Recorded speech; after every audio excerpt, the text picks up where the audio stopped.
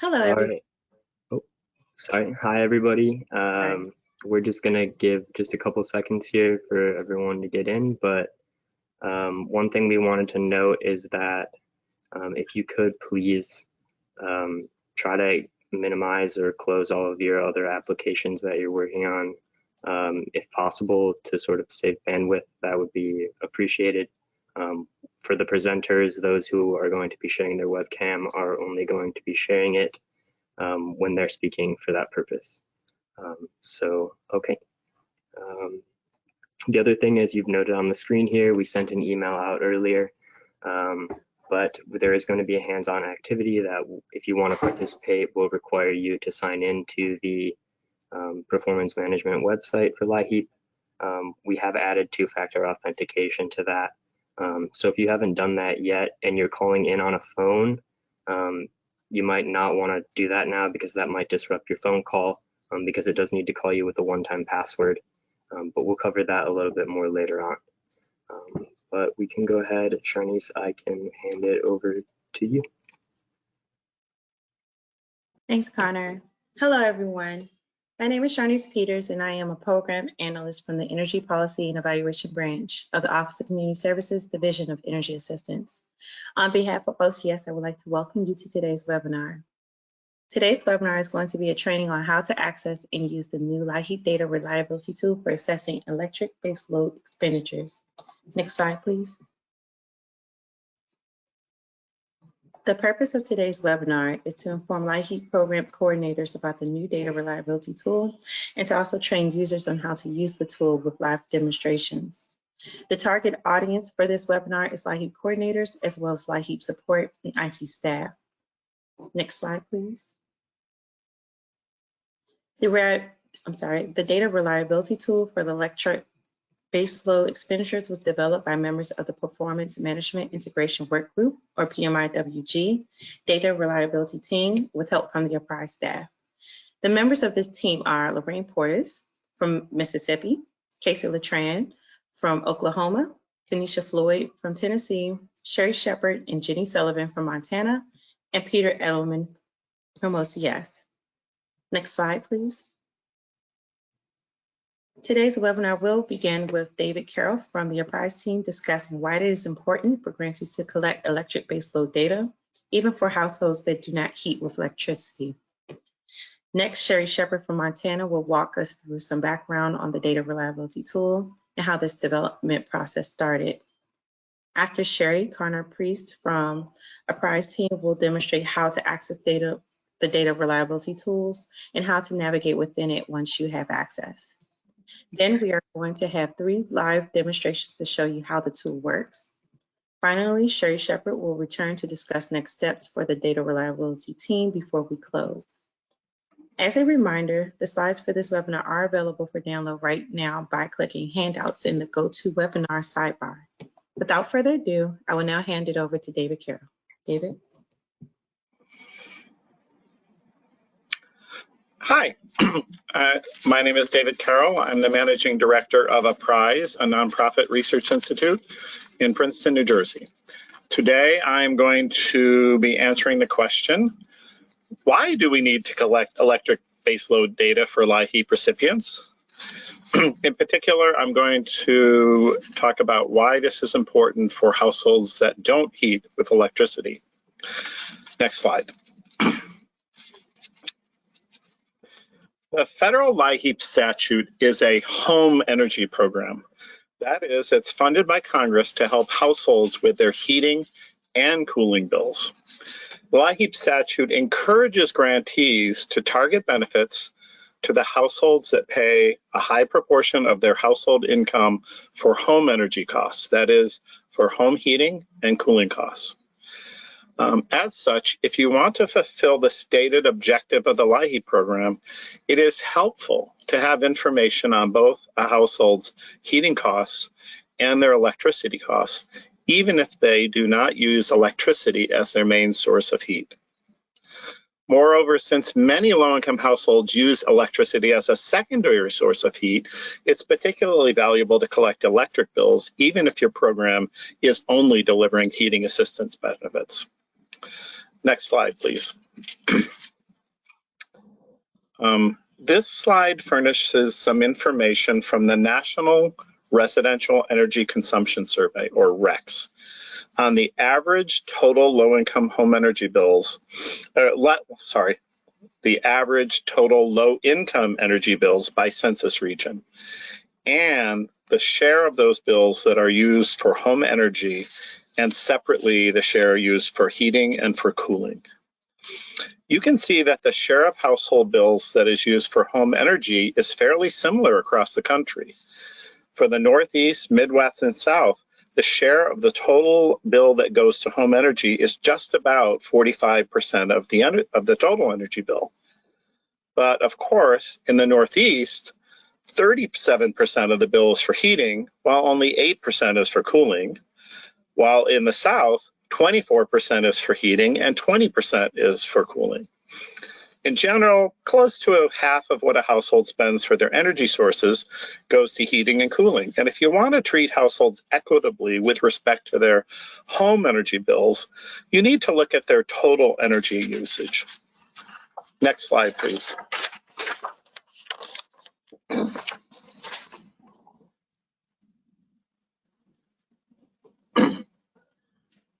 When we have worked with grantees on their benefit matrix, we sometimes find that their matrix gives higher benefits to households with electric main heat because the electric bill is larger than the natural gas bill. So if you look at this example where we took the data, this is Massachusetts's performance data for FY 2019, you can see if you're just looking at the main heating bill, the electric bill is $1,588, while the natural gas bill is $999. And so in the past, we've seen that some states have decided that since the electric bill is larger, they need to give more larger LIHEAP grants to electric main heat households. However, when you add in the electric bill, you can see that the total energy bill for electric main heat households is $1,588, while for natural gas households that participated in LIHEAP, it was $1,723. In this example, you can see that the household's total energy bill for natural gas main heat households is higher than the total energy bill for electric main heat households. And as such, you might consider that they should be receiving higher benefits, not lower. I'm not saying that Massachusetts gave higher benefits to electric main heat households. What I'm saying is that in some cases, we've seen that states who have asked us to help them work with their benefit matrix updates have been giving higher benefits to electric heat households, and in just such a circumstance. Next slide, please. This example shows why it's useful to have a household's total energy bill. So the table for Massachusetts shows that if you only look at the main heating fuel bill, you might assign the highest benefits, some of the highest benefits to electric main heat households, since the electric bill is much higher than the natural gas bill.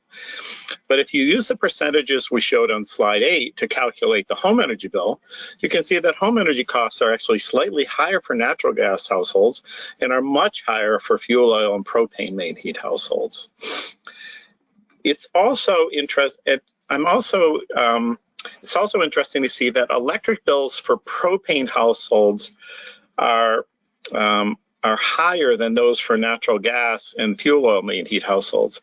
Since propane is so expensive in Massachusetts, what they found when they collected the electric data for electric baseload data for those households, that many households use electric space heaters to supplement their heat in certain rooms. So even if you're only focusing on home heating costs, it's important to have both expenditure data for both the main heating fuel and for electricity. So our conclusion is that the main heating fuel bill alone is not sufficient to accurately assess the household's home energy bill or even their heating bill. So collecting data for both the home heating fuel and electricity gives you the best information for developing your LIHEAP benefit matrix. Next slide, please. So From all this to our ultimate conclusion is that the only way to determine true home energy costs is to collect data, collect a household's entire energy bill, both main heating and electric base load, regardless of whether or not that household heats with electricity or some other fuel. And collecting both main heating and electric base load data is critical to ensure that you are successfully targeting benefits to higher burden households. Next slide. So now I'm going to turn this over to Sherry Shepard, who will tell you a little bit about the whole data reliability concept. Thank you. Thank you, David. Hello, and thank you for joining us today. This is Sherry from Montana, AKA Big Sky Country. I'll be going over some background information that will help everyone understand how the data reliability tools work and the development process that has gone into creating them. Next.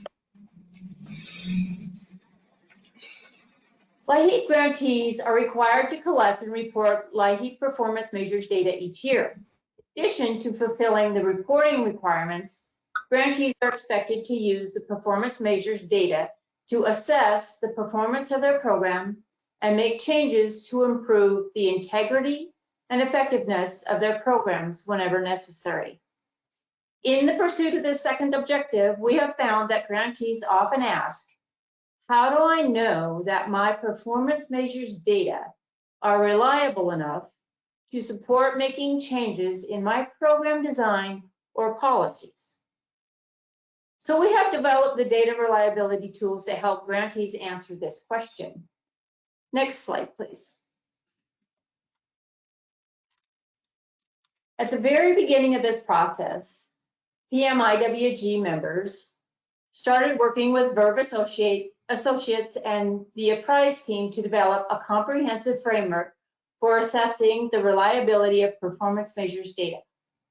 This framework includes the following: defining data requirements, collecting data, recording and processing data, and finally, checking data routines. Next slide, please. A webinar was held in September of 2019 focusing on the data reliability framework. You can view the webinar on YouTube or download the slides from the LIHEAP Performance Management website using the links you see on the screen. Additionally, if you would like to be able to click on those hyperlinks, you can download the slides from this webinar using the Go To Webinar handout section. Next slide, please. Once we had the data reliability framework, the data reliability team started working with Apprise and Mark Reichert from iData Technologies to develop a set of tools that walk the user through each step of the framework by helping to prioritize your review and assessment of data reliability, furnishing benchmarks that alert you to data reliability issues, showing you how to identify the sources of your data reliability problems, and finally, helping you to develop an action plan for improving the reliability of your data. Next slide, please. Each of the data reliability tools are interactive web-based applications that are housed on the LIHEAP Performance Management website. The web-based format allows the tools to automatically access data from the data warehouse, guide the grantee through a review of their data and reliability practices, notify the grantee when there is a potential issue in their data, and finally, it generates an action plan which is automatically saved directly to the Performance Management website. Next slide, please. The electric baseload tool is actually the second data reliability tool we have built thus far. The first tool was the main heating expenditures tool that was published back in August of 2020. You can access the main heating expenditures tool on the LIHEAP Performance Management website using the link on the screen. You can also view the training webinar for the main heating expenditures tool on YouTube. If you attended the webinar for the main heating expenditures tool or have used the tool, you will notice that the electric baseload tool follows a similar format, but is different in many ways. Next slide, please. All right, that's it for the background review. I'm going to hand it over to Connor Priest from Apprise to show you how to navigate to and within the tool. All right, hi everyone. My name is Connor Priest. I'm a policy analyst at Apprise. I've been working closely with the members of the data reliability team to implement these data reliability tools.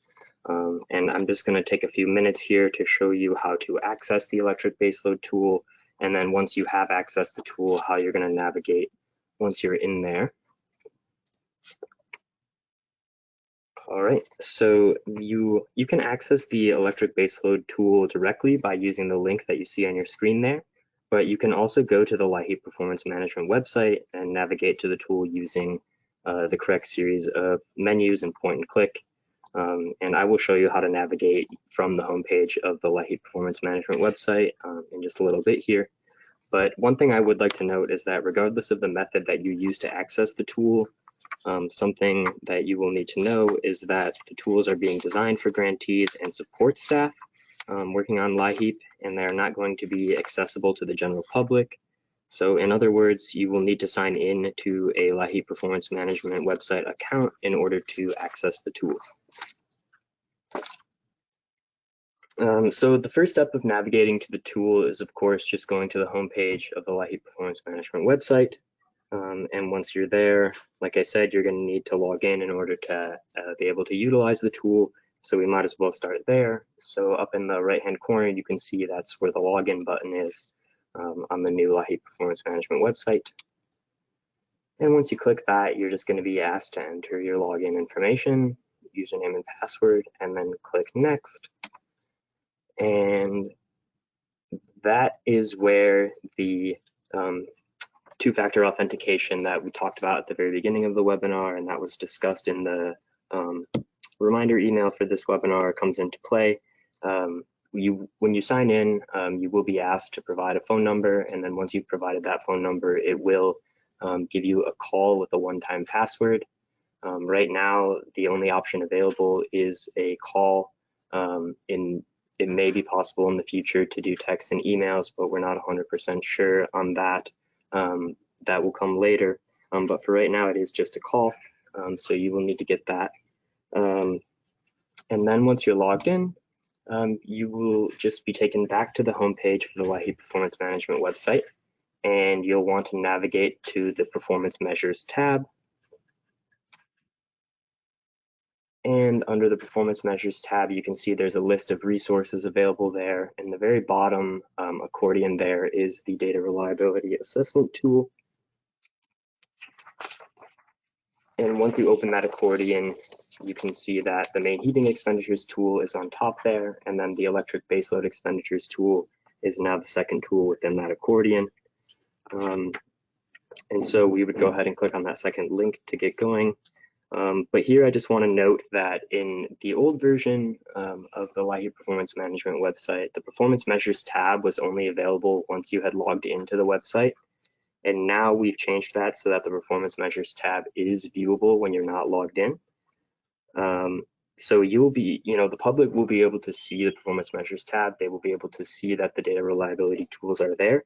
But if you're not logged in and you try to click on that tool, it will automatically prompt you and tell you you can't actually start the tool without logging in, and it will ask you to log in first before continuing forward. But anyway, as long as you're logged in and you click the tool, you'll be brought to this page, which is the landing page for the electric baseload tool. And this just explains the layout of the tool. It mentions that the tool is made up of 1 overall reliability assessment and 6 in-depth assessments.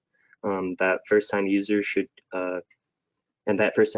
complete the overall reliability assessment first, because that assessment is designed to screen your data for the other 6 assessments and tell you which in-depth assessments would be most beneficial for you to prioritize.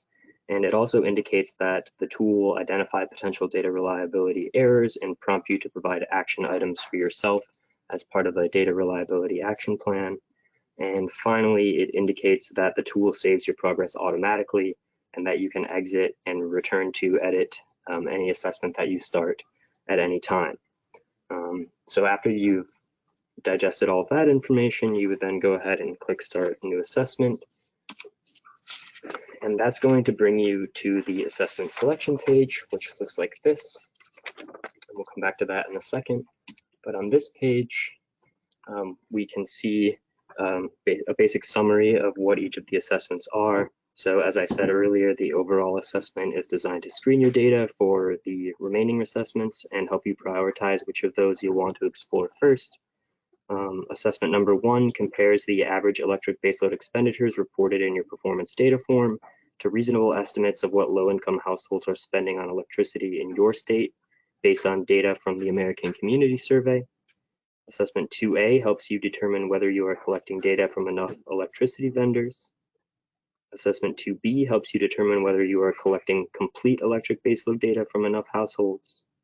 Assessment 3A helps you determine if you are adequately collecting information about household electricity vendors through your application and intake process. And 3B helps you determine if you are able to collect and match both main heating and electric baseload expenditure data for households that do not heat with electricity. And then assessment 4 is a series of questions that asks you about data checking routines that you might have in place as part of your program. Okay, so to help with the data preparation process, as you can see from that last slide, there are quite a few different types of data items being compared here. So to help with that process, the tool includes a PDF document for each assessment that provides a detailed description of the data items required when you're completing that assessment. We call these documents the Before You Begin documents, and you can access them from the assessment selection page. And as you can see here, this assessment selection page is where you can click on the different assessments. You can click on the Before You Begin assessments, and it will open up the PDF for you. So this is what a Before You Begin document looks like. This is the one for the overall reliability assessment, or at least part of it. We don't need to go through the entire thing right now. I just wanted to point out that it clearly lists what assessment and screener you're looking at, what the data item is that you're trying to collect, and where you should be trying to collect that information. So some of the items that are being assessed in this tool are items that are reported as part of your federal reporting every year. And so if you're assessing a year for which that information is already available, then a lot of that will automatically be auto-populated into the tool. But there are some data items that are not included as part of your standard reporting forms, and that will need to come from additional queries or having your IT people pull that information for you. Another thing is that if you're looking right now at fiscal year 2020 data or later, that information, as you all know, is still being reviewed and processed, so that's not in the data warehouse yet. So if you're trying to look at FY 2020 data, you are going to have to input all of that information manually from the latest version of your performance data form. All right, and one last thing that I want to note on the Before You Begin document is that when you click the Before You Begin button on most browsers, it's going to pull up the Before You Begin document in a new tab. As you can see here, this is Google Chrome, but a lot of browsers are going to do a similar thing. You can click over here to download that form, and then you can actually give that right to your IT people or whoever needs to see that information to pull the right data for you. You can click a button like this to print. And if you want to go back to where the assessment selection page is, you want to go ahead and click that tab there, just to go back to where you came from. And that brings you back here. And from there, you're going to want to go ahead and click Begin Assessment. And that's going to actually pull up the data entry and start you on your way. It does provide step-by-step analysis. The first thing you're going to do, or the first thing it's going to ask you to do, is enter the state and year that you want to adjust. And for this one, I just want to note that in the next few screens, when I'm showing the demonstrations, you'll be able to see that I can select any state and I can select any of the fiscal years available. But for all of you, you're only going to be able to select your own state. You will be able to choose any of the fiscal years available. But the reason why the prize staff is able to look at all the different years is precisely for this reason, that we can show you as part of the webinar, and that we can also help states when they call and ask us for assistance.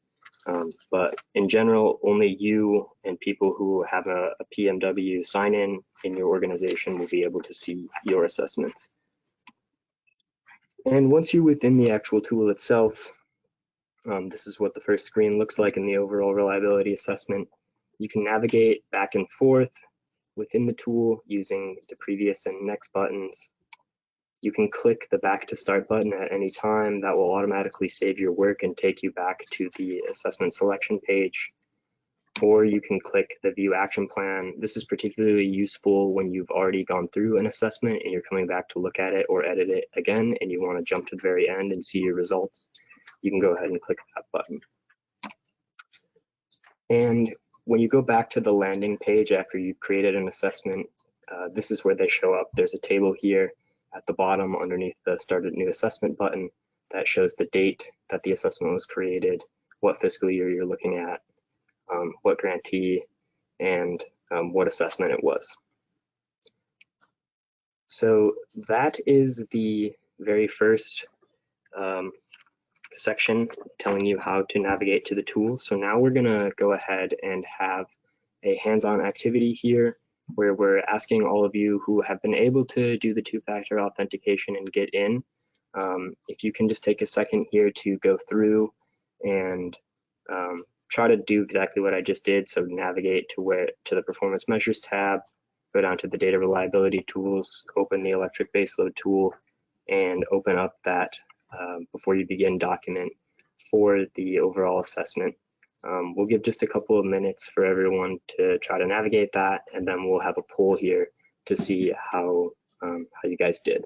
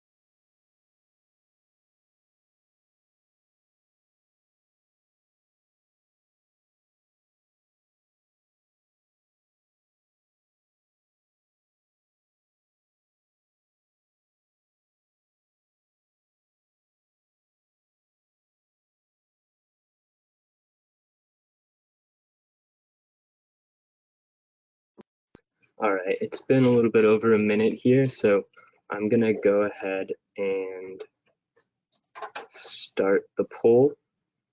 If you're still working on it, that's okay. Just do what you can and then answer the poll when you're ready.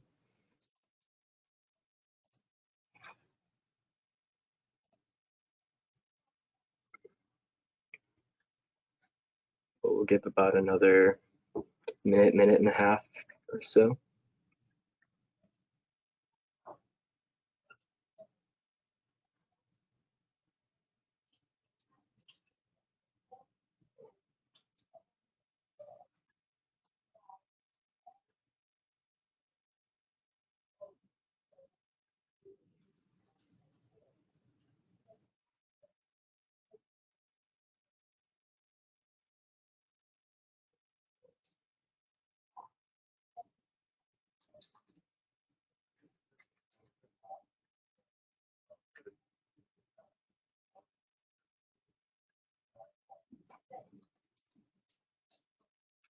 All right, looks like the responses have sort of stopped coming in, so I'm gonna go ahead and close the poll. And we can take a peek at the results quickly. So as you can see here, most of the people who were able to get in and at least look at the document or download the document. A few people are having just issues reaching it. A few people are having problems with their browser or having the tool load, but it looks like the biggest issue right now for folks was that they're having trouble navigating their PMW account or doing the two-factor authentication. And so that's something, if you all are having trouble with your PMW account, you can go ahead and email us at Apprise, and we will try to help make sure that that is taken care of for you. So you can just go ahead and send a note to us in the comments, just say your name and what state you're from, and we can get that taken care of, or you can send us an email after the webinar is over, and we can take care of it that way. All right, so now we'll take a quick break for questions.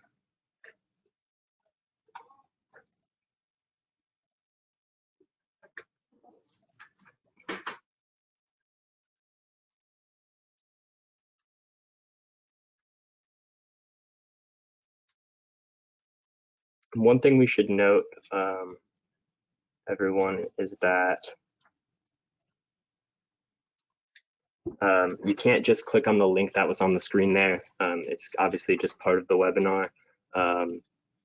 You would need to actually go into the handouts for the presentation and click that link, or just type in LIHEAP Performance Management website into Google and go in that way. So if you're having trouble reaching it, that might be part of the problem. Okay, but I'm looking, are there any questions? If you do have questions, you can go ahead and enter them into the question bar in GoToWebinar. Someone said I was able to open the Before You Begin document on the website. Is that what you wanted to know, if I could open? Yes, that is what we were looking for. We just wanted to make sure everyone was able to find the tool and find the resources. Another question here is, if we want any other staff to use this tool, are they able to get access? And the short answer is yes. We can, if your staff have access to a performance management website account, then they should be able to see all of the questions or all of the assessments that you've sent in or that you've completed, and you should be able to see all the ones that they've completed.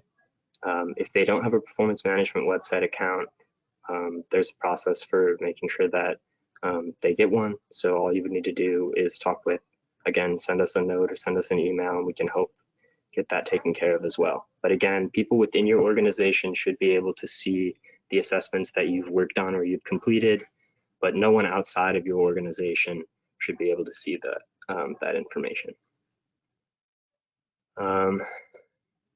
If there are any other questions, okay, I'm not seeing any, so we can go ahead and move on.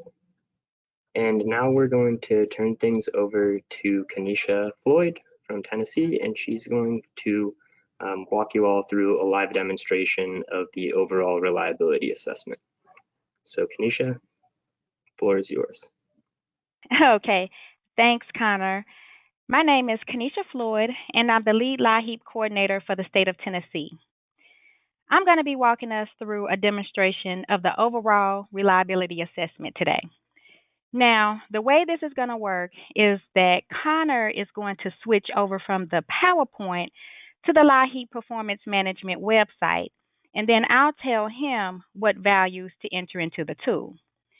So while Connor is making that transition, let me just reiterate that the electric baseload tool is made up of the overall assessment and 6 in-depth assessments. The overall assessment is designed to screen the data that you'll end up entering in the later assessments, and then uses that information to tell you which in-depth assessments you should prioritize.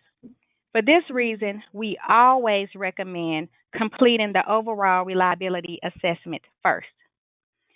Okay, Connor, it looks like you're all logged in and ready to go. So please go ahead and click Start New Assessment.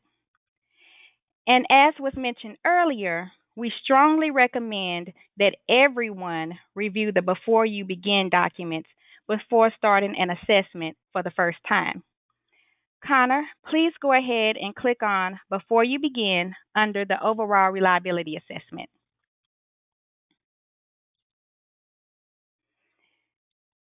So for this particular assessment, there are a lot of data items required because it screens all of the other assessments. I'll explain what each item is as I walk through the actual assessment. So we really don't need to read this entire document right now, but I just wanted to have Connor open it up to show you that it very clearly outlines what data items you'll need and where to find them. In fact, I actually downloaded this document and sent it to my software vendor in order to get the necessary information for today's demonstration.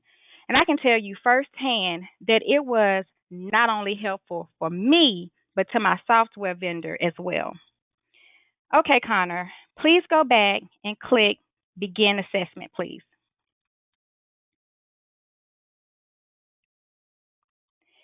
So now that we've begun the assessment, I just want to draw your attention to the fact that we're going to select 2019. So now that we've begun the assessment, I just want to draw your attention to the fact that all of the tables in the tool are color coded to correspond to the source that the data is being pulled from. Blue columns indicate that the data will be auto-populated from the LIHEAP data warehouse if possible. Orange columns indicate that the data are being auto-populated from an outside data source, such as the American Community Survey. And the yellow columns indicate that the data are not collected in the LIHEAP data warehouse or the performance data form. So that information will need to come from my own database. So here, the very first column is asking for the average electric bill among LIHEAP assisted households. As grantees, we report this information as part of our performance data form. So as you can see, the column is blue and the data is already filled in. Moving on, the second column contains estimates of the average electric bill paid among all low-income households in my state by main heating fuel. These estimates were based on data from the American Community Survey, or ACS, and were adjusted by a price to ensure that they only reflect households who would be income eligible for LIHEAP in each state. This column is orange because the data comes from an outside source and has automatically been loaded into the tool for the available years. Okay, Connor, since everything is already filled in for me, let's go ahead and click Next. All right, so what we can see now is that Assessment 1 is designed to compare the average electric expenditures that I'm reporting for each fuel type to the reasonable estimates of what those households would be spending based on the ACS data. The tool is programmed to flag a fuel type for a potential issue if the reported electric bill is less than 50% or greater than 150% of what we would expect based on the ACS data. As you can see here, in Tennessee, the average electric bills we reported for our natural gas and propane households were within the expected range, but the electric bill for fuel oil households was well below the expected range. Now, for fiscal year 2019, I know that the reason the average electric bill for fuel oil households is low because we only served 137 households with fuel oil that year. And then we only ended up collecting the full data for one. So that one collected household must have obviously been an outlier. But since I was flagged for fuel oil, you can see that at the bottom of the page, the tool is telling me that I should conduct a full run through of assessment one to explore this issue. Now, this will come up again on the very last screen of this assessment. Connor, go ahead and click next, please. So here we have the screener for assessment 2A. This assessment is designed to determine whether you requested and collected data from enough electric vendors according to the federal requirements. OCS requires that all grantees collect electric billing data from at least the 5 largest vendors in the state. So, first and foremost, this tool is looking to see if I requested data from at least 5 electric vendors. However, in the process of building this assessment, we came to the conclusion that oftentimes households that heat with delivered fuels tend to be located in more rural areas and therefore are more likely to receive their electricity from smaller community operated electric vendors. For that reason, we've set up this assessment to check the number of vendors from whom the grantee requested and received data based on vendor type. That is, whether the electric vendor is an investor owned utility or an IOU, a public municipal utility, or a rural electric cooperative. However, something interesting to note in Tennessee is that we have over 200 electricity vendors.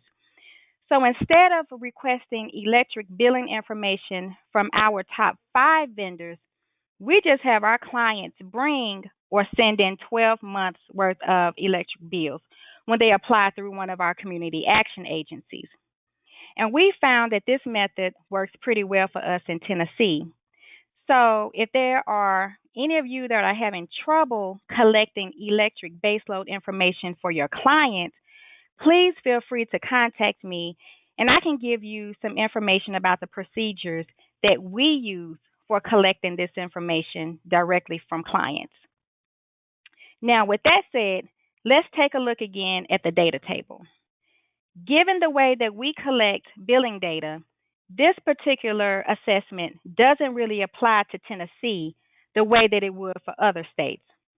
So I'm just going to have Connor input that we requested and received data from 100% of our electric vendors.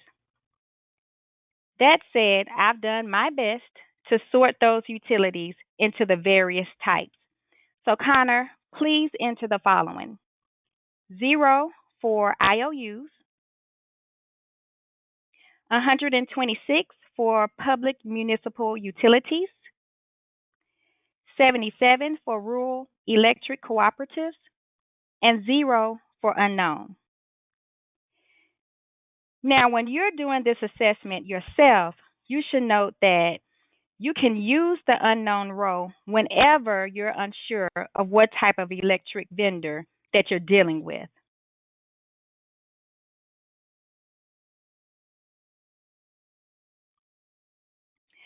Okay, Connor. Sorry, can you give me one sec here? So one thing I should note for everyone is that the tool is designed to ensure that you have an entry everywhere. So if you haven't served one, you can't just leave it blank. If you do just leave it blank, this next is going to be grayed out. So you want to just make sure if you didn't serve a particular fuel type, just to enter 0.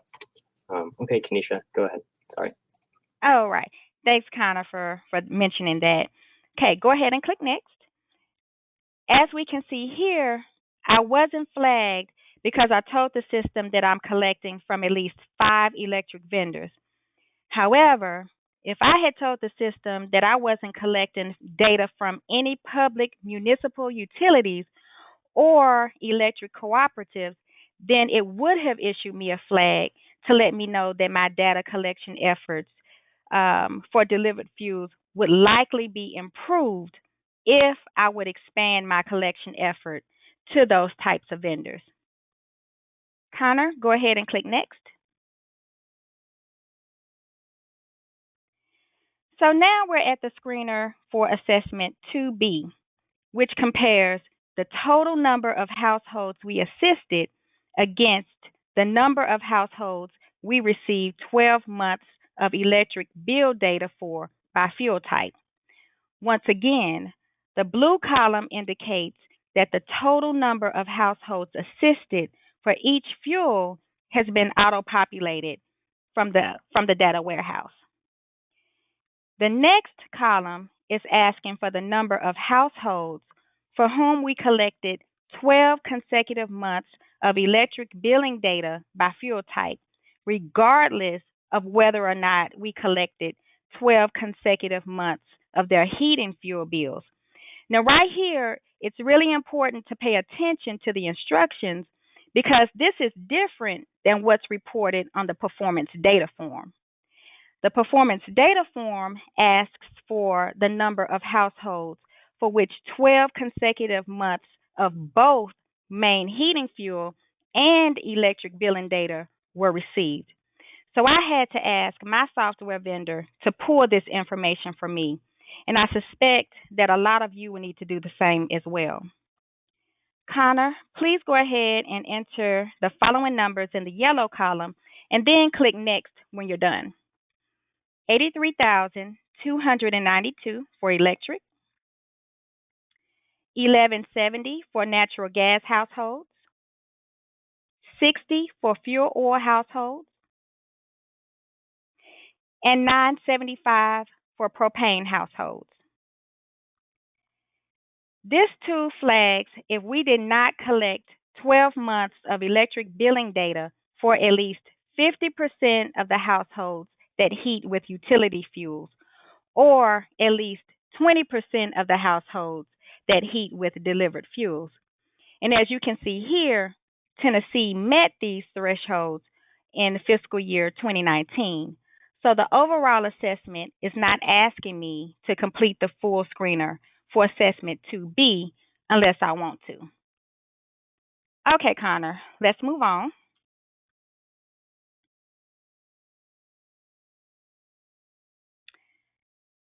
So now that we've made it to the screener for assessment 3A, which is designed to help grantees check that they are adequately collecting and documenting the electric vendor and account number for their assisted households.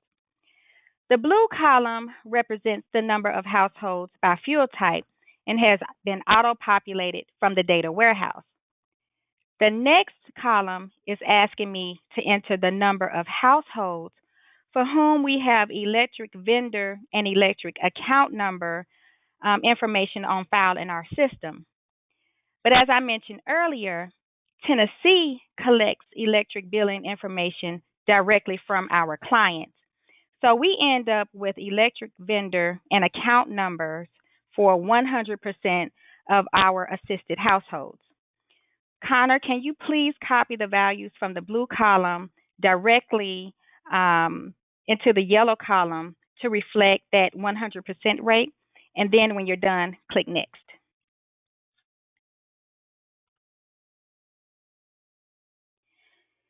Since grantees need electric vendors and account numbers in order to ensure that benefits are correctly delivered, this screener is set to flag if the electric assignment is less than 95% for any fuel type. However, since I'm at 100% for all fuel types, I'm not being told to prioritize the in-depth assessment for 3A. Connor, go ahead and click Next.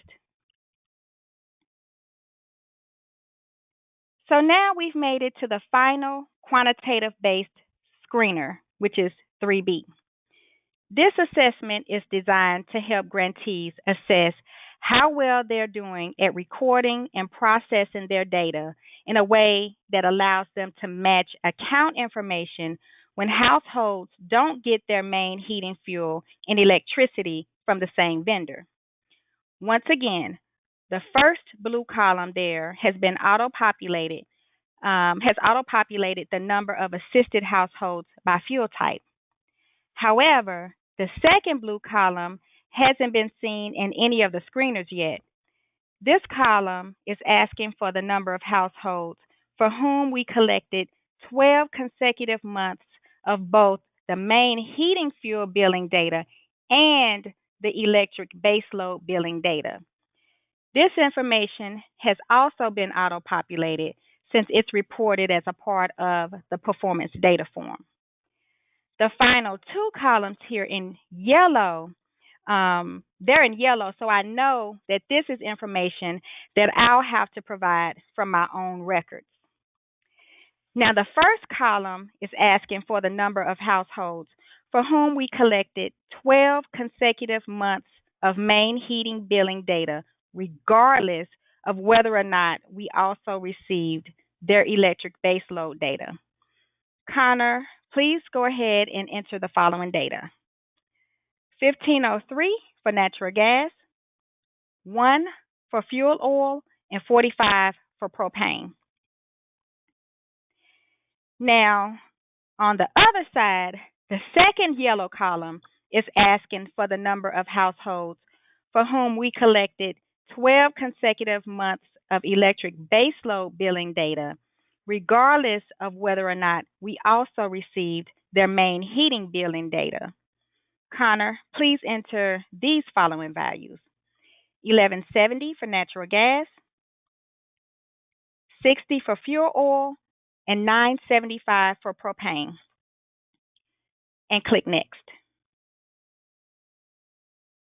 Okay, so this assessment is trying to see if I have a substantial percentage of households with only one type of energy data collected, but not the other.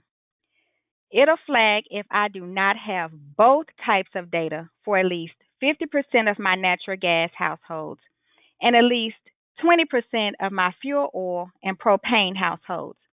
Now, as you can see here, my data is being flagged for all three fuel types. Even at just a brief glance, the data reveals that we're collecting electric billing data from roughly half of the households for all three fuel types, but we're not collecting the main heating bills. We're not collecting the main heating bills for enough households, and that's particularly so for households that heat with fuel oil or propane. So what this tells me is that I need to go back and go through the main heating expenditures tool so that I can learn more about the ways that I can effectively collect data from my delivered fuel vendors. But in any case, I did receive flags here.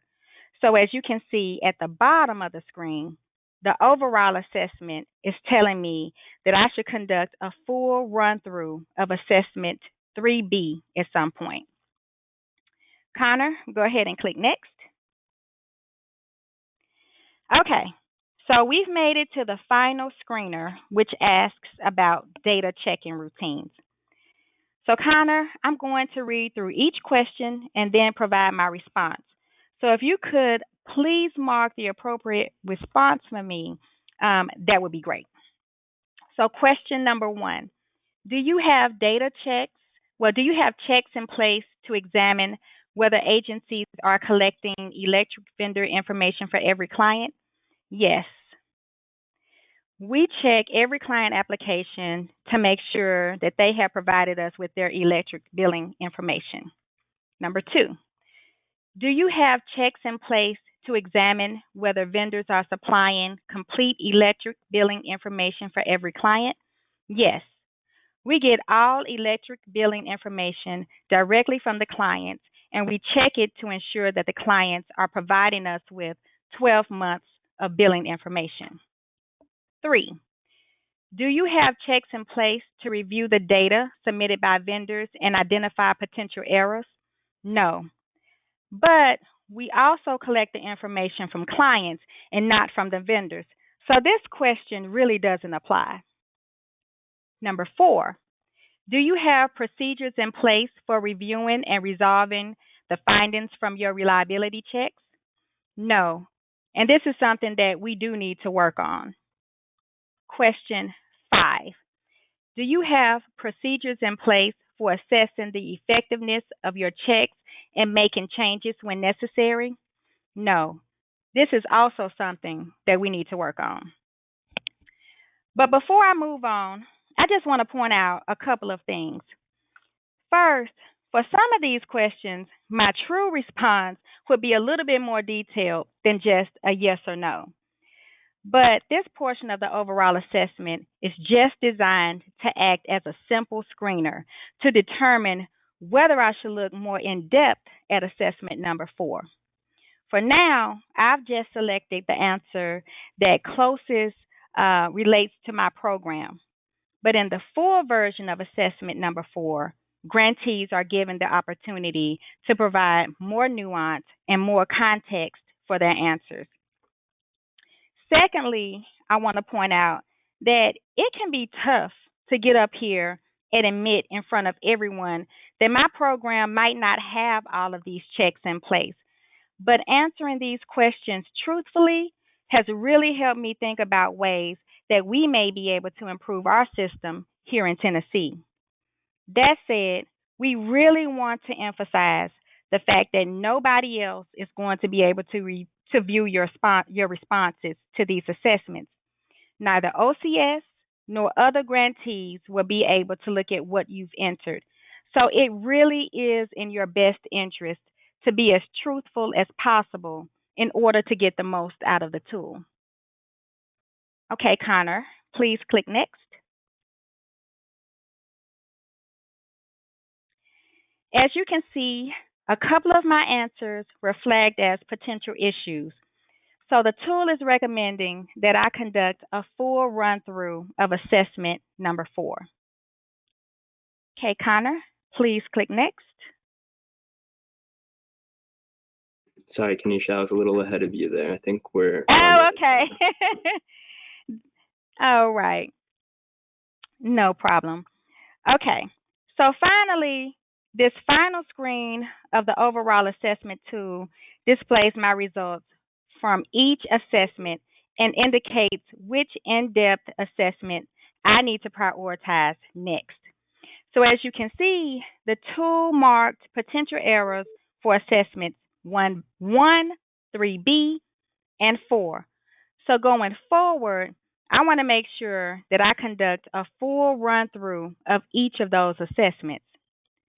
From here, I can either print my results, download them, or just save and exit so I can come back to them later. Connor, can you please demonstrate saving the results and then show everyone where they'll be saved? Yep. So we just, again, you can click print here. It'll allow you to print. You can save as a PDF. But if you just want to save, just click finish and save. It's going to take you back to the landing page. So again, here's where you'd start a new assessment, and you can see now this most recent one, Tennessee Overall Reliability Assessment. That would be the one, and you can go back to it by just clicking edit, and it will open up the assessment. Okay, great. Thanks, Connor.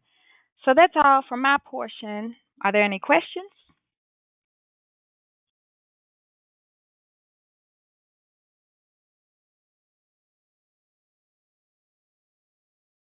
Once again, if there are questions, you can go ahead and type them into the box, and we'll try to answer those for you.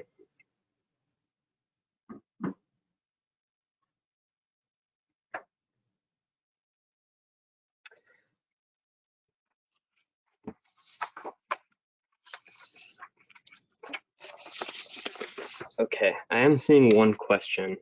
It's saying for the screener for assessment number 1, sometimes we see large differences in bills for different regions of the state. Would this tool help with that? David, I don't know if you want to chime in here, but the tool can sort of help you understand, as we said earlier, there are generally we find that the delivered fuel households tend to be the more rural households. And so the tool can help you identify that, you might be having a particular issue in more rural areas. But David, if you have something to add, please go ahead. No, well, Connor, I think the first thing that you suggest is correct, that households that use fuel oil and propane often have substantially higher electric bills than households who use electricity. So that's one thing. The other thing is seeing a statewide average might help you to feel a little bit more comfortable, because so if the statewide average is 800 and you see that in one region the bills are 600 and another region they're 1,000, well, really what you're going to find is that one set is 25% above the average, in one area is 25% above and one area is 25% below, and that's probably okay. But if in fact what you're finding is that in some parts that you're seeing bills that are twice as high in one part of the state from another, yeah, absolutely, that is something you should look in more detail at and try to understand why you're seeing those kinds of differences. Sometimes it relates to what their main heating fuel is. Sometimes it relates because co-ops or municipals might have different kilowatt hour rates than investor-owned utilities. And so those are all important things to take a look at. If you see those kinds of variations, it's useful to dig into them and to make sure your data is correct. All right. Kanisha, I had one question for you. What would be your best estimate if somebody was starting this assessment from scratch? About how many hours do you think they would need to invest in getting this done? Is this something that you might invest 8 hours over a week or two to get done? Is it something that you can get done in as little as 2 hours? What do you think an expected amount of time might be? David, I don't think, well, it depends on how fast you can get your data. I know we depend on our software vendor a lot. We don't have a lot of in-house reports. So it's taken me a little bit of time to get the data, but for someone else, it may take as little as 2 hours, as you mentioned. So I think it depends on, on how quickly you can get your data. Well, so in terms of chronological time, it might take you 2 weeks to get this done, but you might only have to invest 4 hours in total of your time to request the data and then look at the results. Is that correct? Absolutely. That is absolutely correct. And in my opinion, it is well worth it.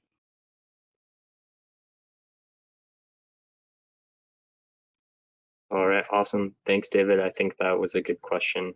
And yeah, I would say, exactly what Kanisha said. From my experience working with people who've tested it and used it, the part that takes a while sometimes is getting the data. Once you actually have it all lined up, it could take even as little as an hour or two to actually input it and review your results. So let's, I'm not seeing any other questions, so I think we can go ahead and move on. Up next is going to be Jenny, who is going to walk us through assessment 2B for Montana. Hi, everyone. Now that you've seen the overall assessment process, the next step is to show you some of the next sections. I'm going to use Montana's performance measures data from FY 2020 to walk you through the in-depth version of Assessment 2B. Assessment 2B is designed to help grantees determine whether they are collecting electric baseload data on enough households to justify making decisions based on that information.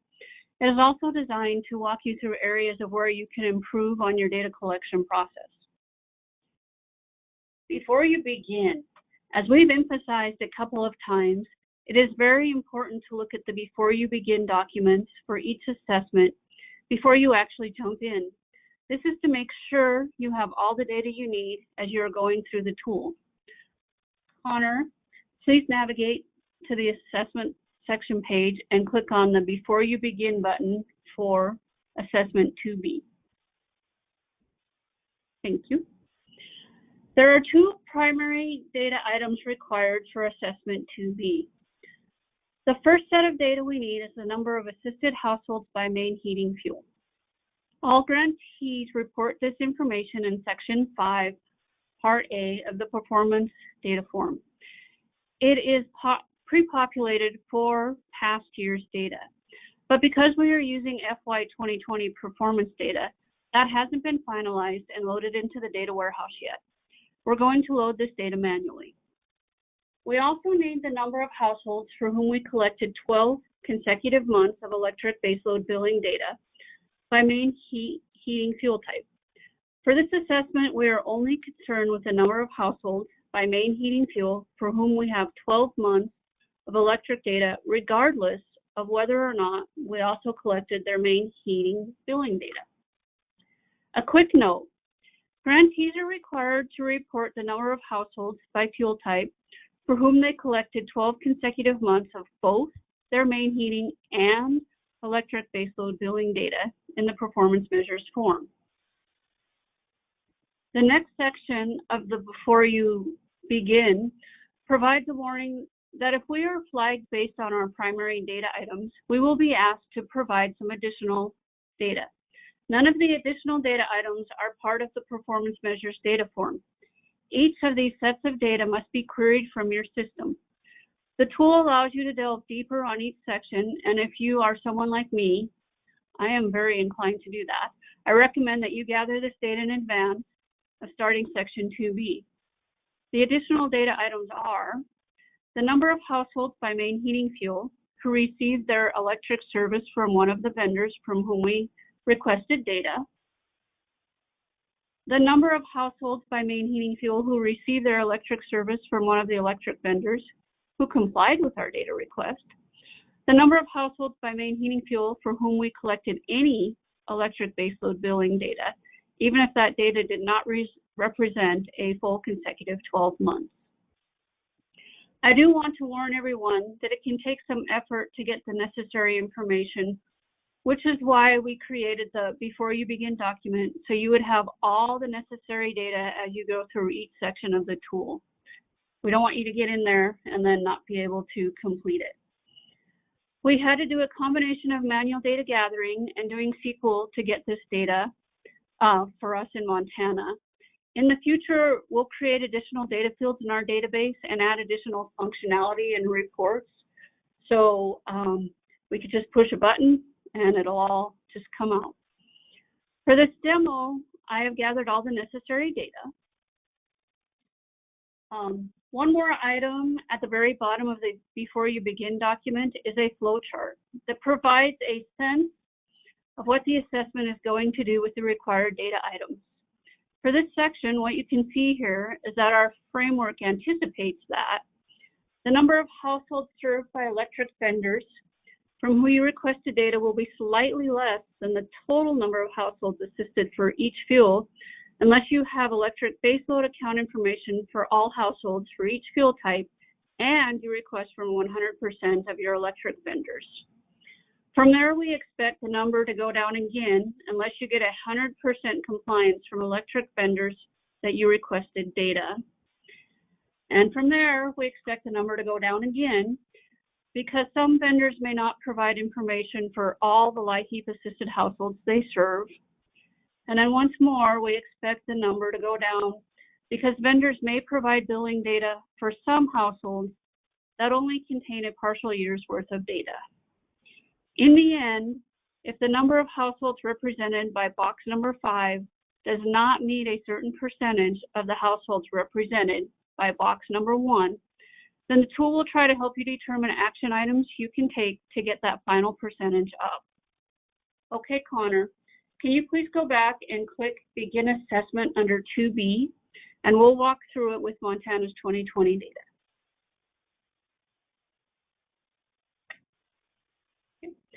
Thanks, Connor. Please select Montana for the state and 2020 for the fiscal year. Perfect. We see for step 1 that the tool has not auto-populated the number of assisted households by fuel type. Connor, please enter the following values. 5,224 for electric, 9,529 for natural gas, 254 for fuel oil, and 2,551 for propane. Thank you. Okay, for step 2, it is asking for the number of assisted households for whom my office collected 12 months of electric baseload data, regardless of whether we also collected main heating fuel data on those households. All right, Connor, please enter 3,899 for electric, 7,433 for natural gas, 138 for fuel oil, and 1,228 for propane. All right, scroll down and click next. Thank you. The tool is designed to guide you through the process and has brought us to the results overview screen. The tool also is designed to flag the following scenarios. If we receive 12 consecutive months of electric data for less than 50% of our electric, heat, or natural gas households, if we receive 12 consecutive months of electric data for less than 20% of our fuel oil or propane households. The threshold for the deliverable fuels are lower because households that heat with those fuels tend to be more rural, and therefore we are more likely to get their electricity from small rural electric vendors that are not required to receive data requests from grantee offices. As we can see from the table, Montana did not receive any automatic flags for assessment 2B because the number of households for whom we receive both kinds of data for each fuel type fall within the 50% and 20% thresholds. However, even though we didn't receive a flag, I noticed that we received a relatively smaller percentage of electric baseload data from propane households compared to the other fuel types. I chose to explore the follow-up questions for propane.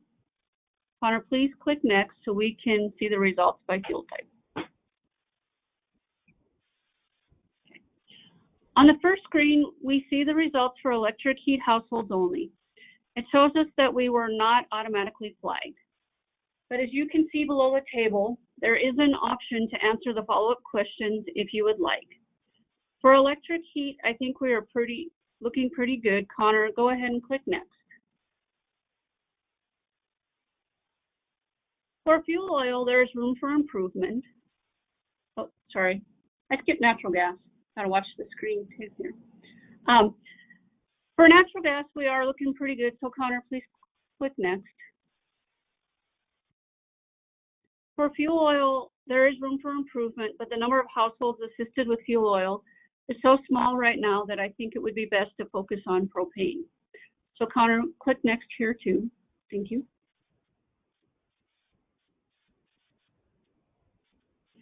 All right, for propane, let's go ahead and click the button to answer the questions anyway.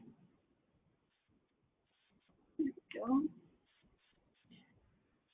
I'm going to read each of the follow-up questions and provide my answers. Connor, please load my answers as we go along. How many LIHEAP assisted households receive their electric service from one of the vendors from whom you requested electric billing data? 2008. Question 2, how many LIHEAP assisted households are represented by the electric vendors that complied with your request? 1,475.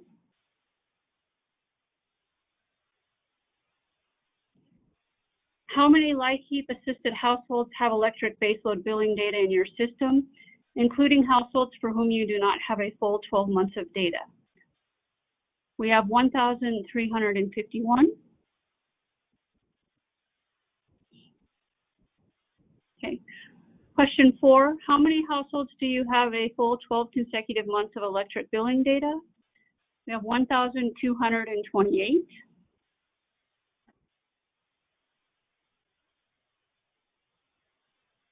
All right. And look at that, we have some results here. It looks like our issue cannot be, it looks like your issue cannot be explained solely by any of the issues above. Therefore, it is likely to be a combination of things. Let's take a look at the number of households we have missed getting the electric baseload data at each step of the data collection process. So I'm going to walk through each of these little items in number 5 there. Okay. You missed out on the data for 543 households because they received their electric service from vendors whom you did not select for data collection.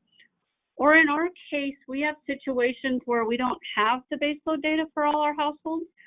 We did request from all that we had. It is okay to interpret the results specifically as they apply to your state, which we did a little bit here.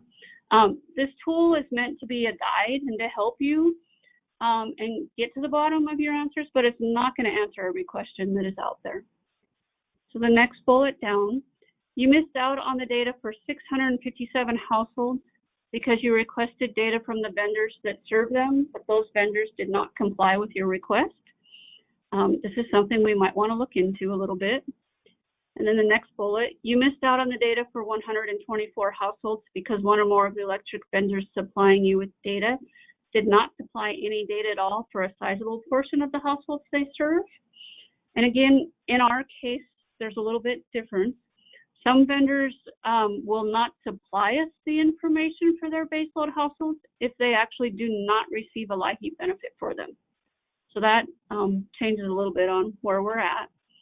And then the last bullet, you missed out on the data for 123 households because one or more of the electric vendors supplying you with data supplied some, but not a full 12 consecutive months of data for a significant percentage of the households they serve.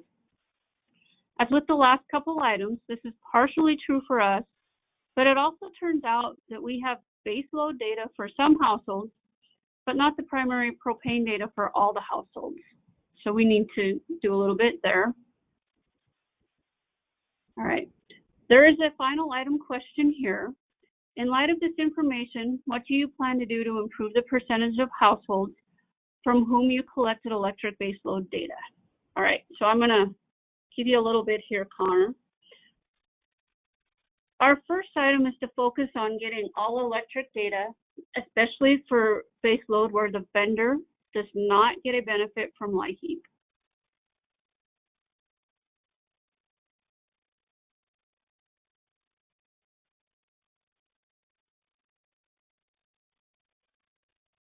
We also need to focus on making sure that we have more main fuel propane data.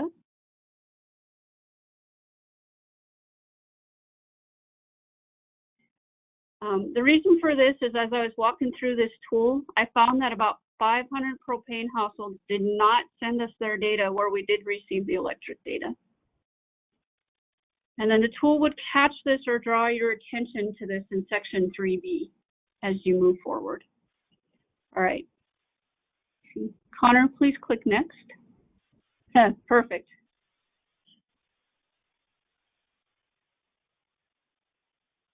All right. Action plan summary. Now that we have finished going through the results and answering the follow-up questions, we are brought to the data reliability action plan for this assessment. The action plan displays the issue that I identified as I worked through the assessment, as well as the custom action item that I entered for myself. The issue I identified comes from the follow-up questions for propane households, and the response that I told Connor to enter appears next to the explanation of the issue. As we have seen with the other assessments, I can either print these results directly, download them as a CSV, or just leave them saved right here on the tool itself for later review. That is it for my demonstration. I am now going to turn it over to Casey to walk through assessment 3B. After that, we will take a short break to answer any questions from both my demonstration and Casey's. If you submitted a question regarding assessment 2B, we will cover it at that time. Thanks, everyone. Thanks, Connor. Thanks, Jenny. Casey, you can go ahead and jump right in from here. Hello, everyone. My name is Casey Killian Leetries. I am the lead of LIHEAP at the Department of Human Services in Oklahoma. Today, I'm going to use the Oklahoma data from FY 2019 to work up to the assessment 3B, which is designed to help a grantee access how well they are doing with the processing account data for the household that do not heat with electric. Since we have not done the full run through of assessment 3B yet, I'm gonna go quickly take you to the before you begin document. Connor, would you click on the before begin document 3B for me? As you can see here, there are 4 primary data elements required for assessment 3B. First, we will need the number of existing household by the main heating view. All the grantee report this information in the performance data form, so it will be auto-populate in the assessment. Second, we're gonna need the number of household both with both electric baseload data and the main heating view data that collected by the main heating view type. The data is also coming from the performance data form, so it will be auto-populate. Third, we will need the number of the household with 12-month electric data, billing data that collected by main heating fuel type. The information had not reported in my performance data form, so I have prepared it in advance. And finally, we will need the number of household with 12 months of heating fuel billing data collected by main heating fuel type. Again, this information is not going to be auto-populated, so I have prepared this number in advance. The document warns us the document also warns us that we will be asked to provide additional information in the event that our primary data is flagged. I'm not going to go in detail here because we are looking at the secondary requirement, but just know that I have those data on hand if, just in case we need them. Finally, we were looking at the flow charts.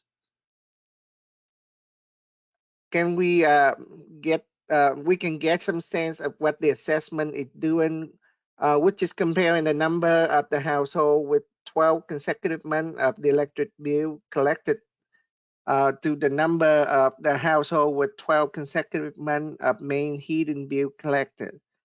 If there is a wide gap between the two values, this is an indicator that you might have a data collection problem for one of the two types of the energy.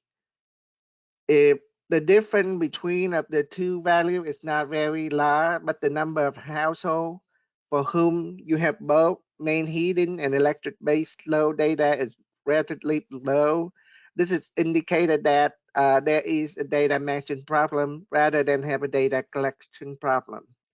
Okay, Connor, can you go back to begin assessment under 3B and select Oklahoma FY19?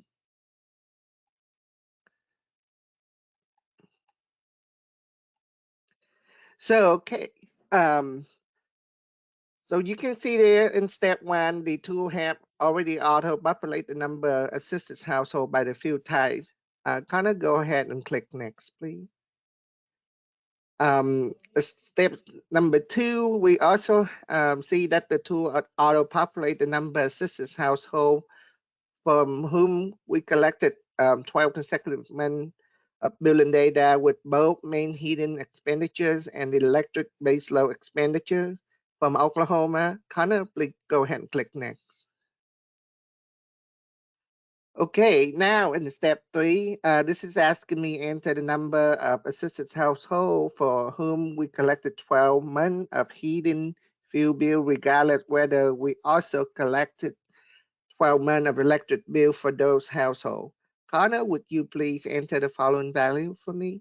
43,662 for natural gas, 0 for fuel oil, 11,369 for propane. Now go ahead and click next.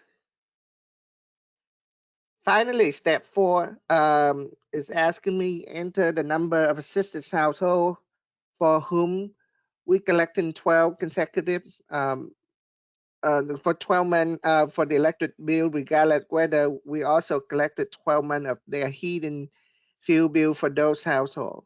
Please go ahead and enter the following value for me. 43,116 for natural gas, 0 for fuel oil, propane at 8,262, and please click next.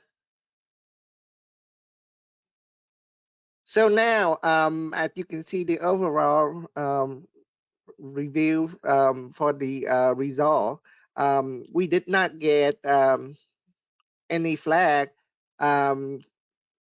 If we did not receive in the 12-month consecutive heating bill for at least the 50% of our natural gas household and at least the 20% of delivery fuel household. If we did not receive in a 12-month electric bill for at least the 50% of our natural gas household and at least the 20% of our delivery fuel household, and then if we did not receive in the 12-month on both main heating and electric billing data from at least 50% of natural gas household and at least 20% of our delivery fuel household. Oklahoma did not receive any auto flag for the assessment 3B because the number of the household for whom we receive both kinds of energy data for each type of fuel fall within the threshold. Connor, go ahead and click next so we can see the result by type. For natural gas result, again, we didn't receive any auto flag. However, I'm still seeing something that I would like to investigate it. If you look across the natural gas row, you can see that we collect 12 months of natural gas bill for nearly 100% of our natural gas household.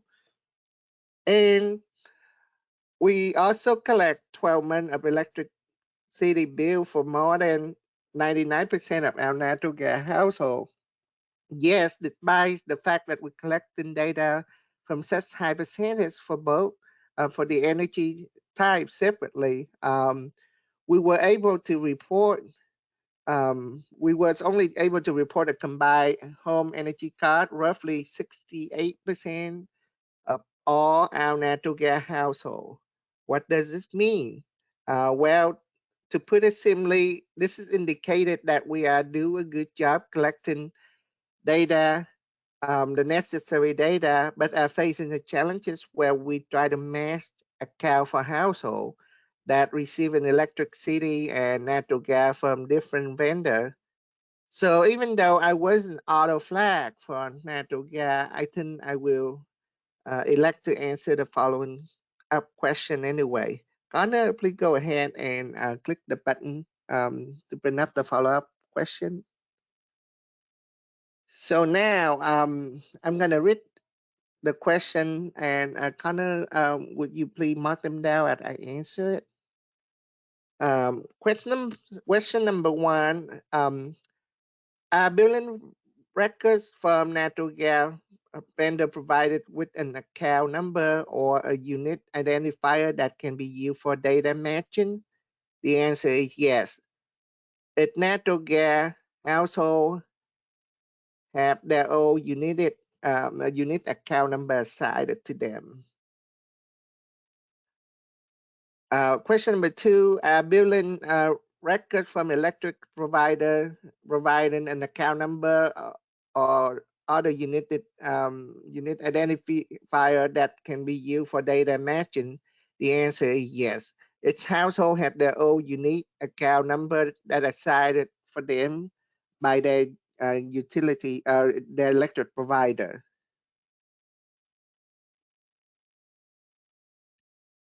Number 3, your IT system assign its natural gas household a unique internal identifier for the purpose of matching their natural gas billing account with their electric billing account.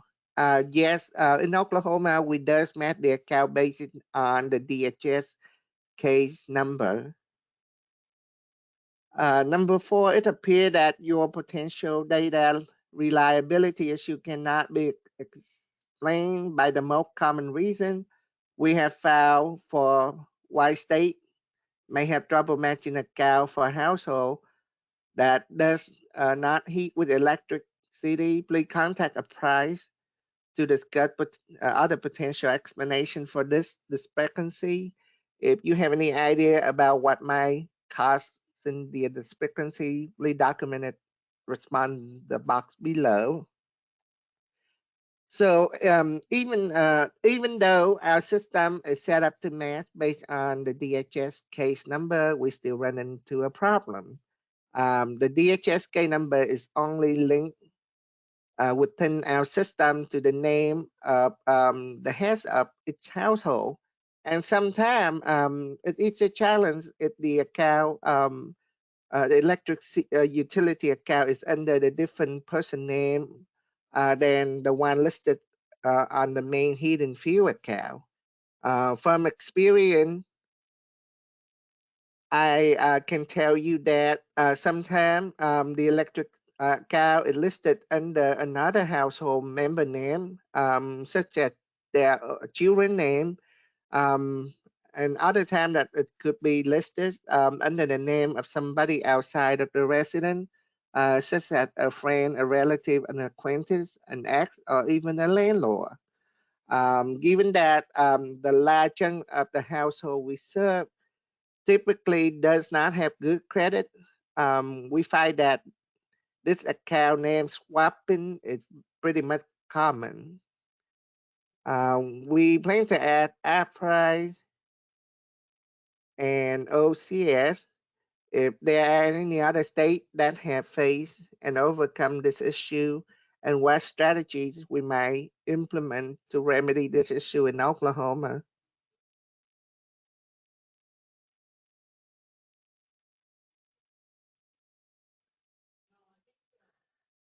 Okay, Connor, please go ahead and click next so we can move on to the other fuel type.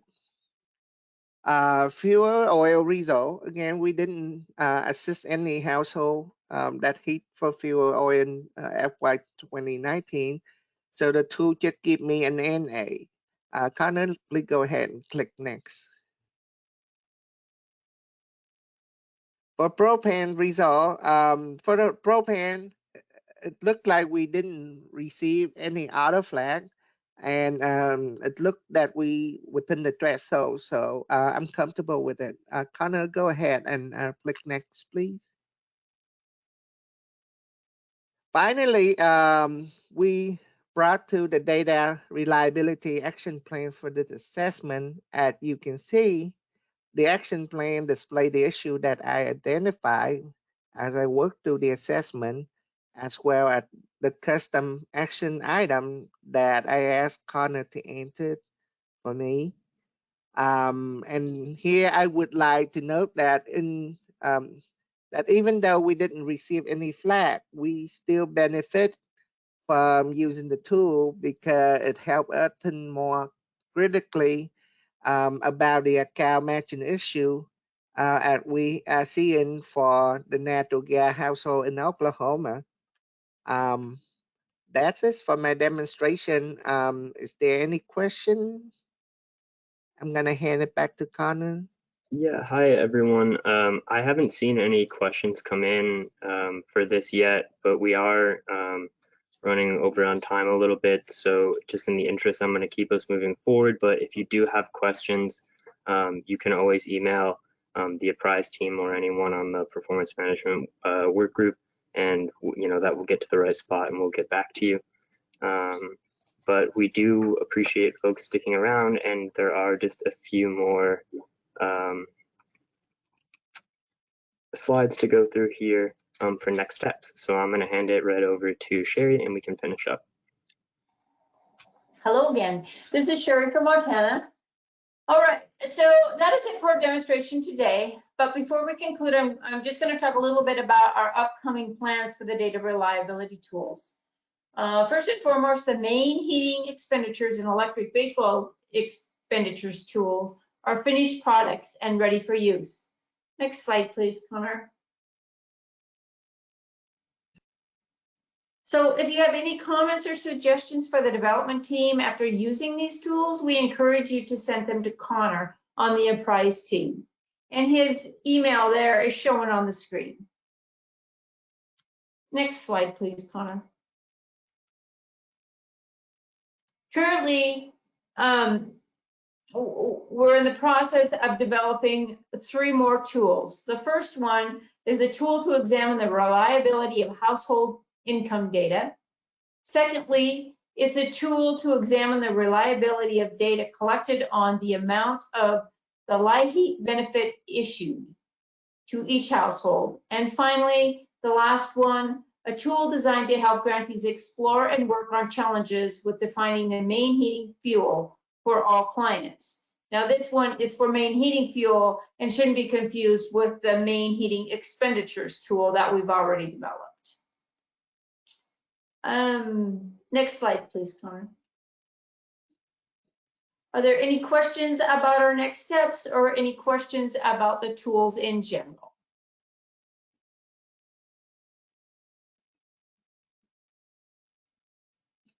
Again, I'm not seeing any questions, but in the interest of time, we're going to keep moving. But again, anyone, you can just email us and we'll make sure to help you out. Also, if you're using the tools and you come across anything unique, or you're not sure what the issue that's being flagged is, or you're not sure what to do about it, we're here to help with that as well. So you can just go ahead and message us, shoot us an email, and we will get back to you.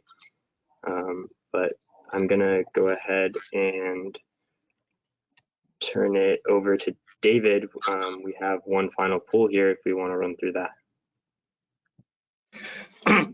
So this is where the rubber hits the road. The question that Connor and the team have asked is, do you plan to use the electric baseload expenditures data reliability tool to assess your own data? Absolutely, probably not. No, I don't need it. Please go ahead and vote, and we'll see what people think.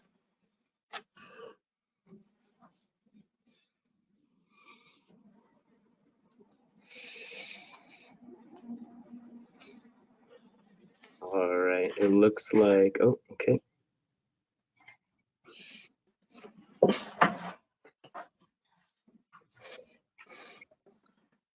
All right, it looks like people have stopped sending in responses, so I'm just going to go ahead and display what we have so far.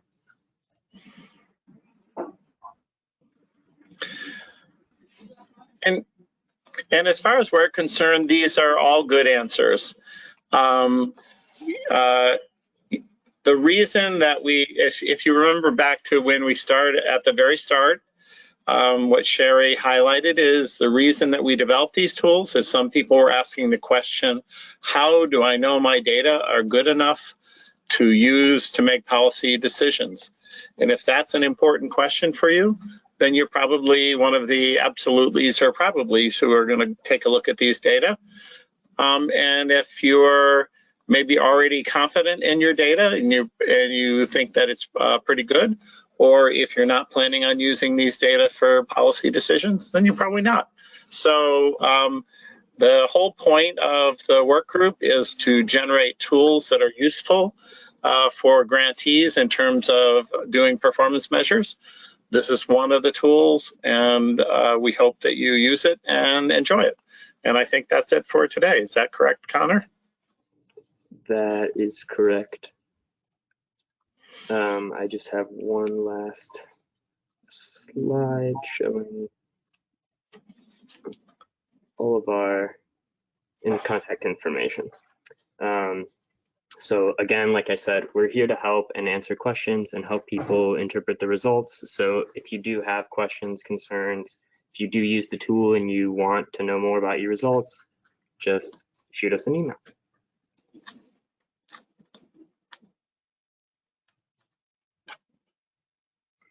Thanks, everyone. All right, thank you, everyone. Team.